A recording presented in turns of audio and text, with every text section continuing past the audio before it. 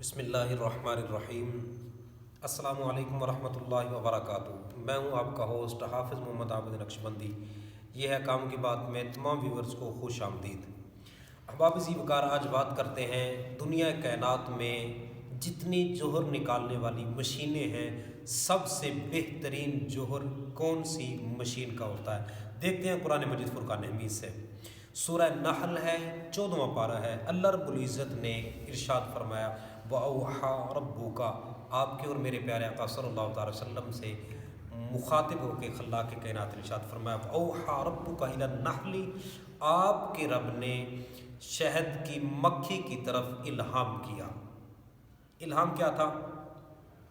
أَنِ اتَّخِذِي مِنَ الْجِبَالِ بُيُوتًا، کہ تم اپنے گھروں کو بناؤ پہاڑوں پر اپنے گھر بناؤ، وَمِنَ الشَّجَرِ وَمِمَّا يَعْرِشُونَ، یا درختوں پر اپنے گھر بناؤ یا چھتوں پر اپنے گھر بناؤ۔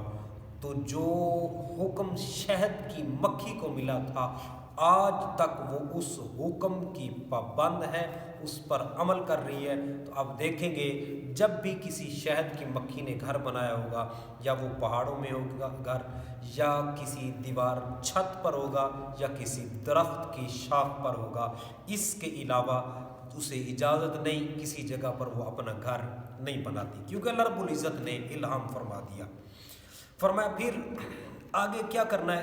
ثم کلی من کل الثمرات فاسلکی سبل ربک ذللا، فرمایا پھر کھا، ثم کلی من کل الثمرات، جتنے پھل ہیں سارے پھلوں میں سے کھانے کی اجازت اللہ رب العزت نے شہد کی مکھی کو عطا فرمائی۔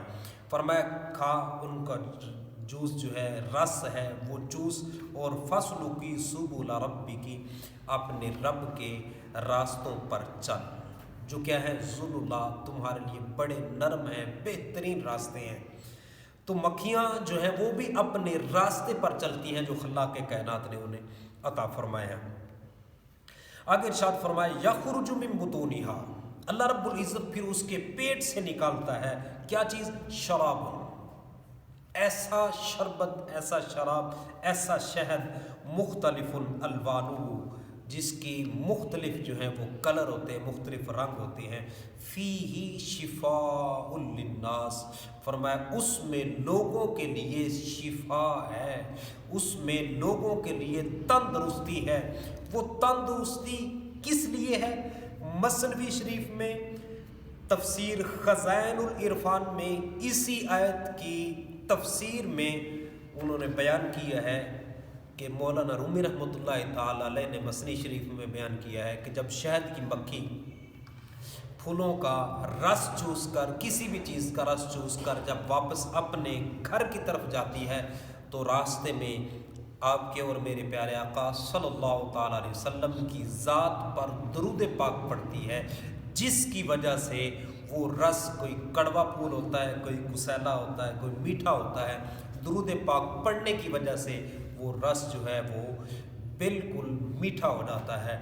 اور اللہ رب العزت کی قدرت دیکھیں کہ خلاق کائنات نے اس میں شفا رکھی ہے، اور اتنا بہترین جوہر ہے کہ کائنات کی کوئی بھی مشین اس جیسا پھولوں کا جوہر نہیں نکال سکتی۔ اور آئیے اب ہم چلتے ہیں حکمت کی طرف۔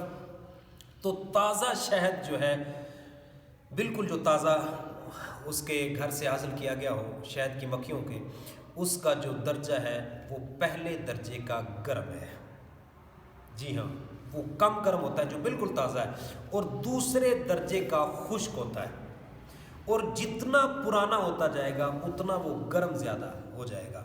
جب وہ پرانا ہو جائے گا تو پھر اس کے گرم کا جو درجہ ہے وہ تیسرا ہو جائے گا، پھر تیسرے درجے کا وہ گرم ہوگا اور دوسرے درجے کا خشک ہوگا۔ بہرحال یہ جیسا بھی ہے، اس میں اللہ رب العزت نے اتنا انسان کے لیے کمال رکھا ہے کہ انسان کا معدہ کام نہ کرتا ہو، چھاتی پر بلغم ہو اس کو استعمال کرنے سے، یہاں تک کہ دمے کے بارے میں کہتے ہیں کہ دمہ دم کے ساتھ ہوتا ہے، دمے کا علاج نہیں۔ اگر کوئی شخص مسلسل شہد استعمال کرتا رہے تو خلاق کائنات شہد کی استعمال کی وجہ سے دمے سے بھی شفا عطا فرما دیتا ہے۔ پھیپھڑوں پر بلغم ہو، معدہ کام نہ کر رہا ہو، اعصاب کمزور ہوں اور پٹھے کمزور ہوں، اور انسان کی جو مردانہ طاقت ہے وہ اگر کمزور ہو، شہد کے ساتھ اسے استعمال کرنے سے خلاق کائنات بحالی عطا فرماتا ہے۔ اللہ رب العزت ہم سب کا حامی و ناصر ہو۔ وآخر دعوانا الحمدللہ رب العالمین۔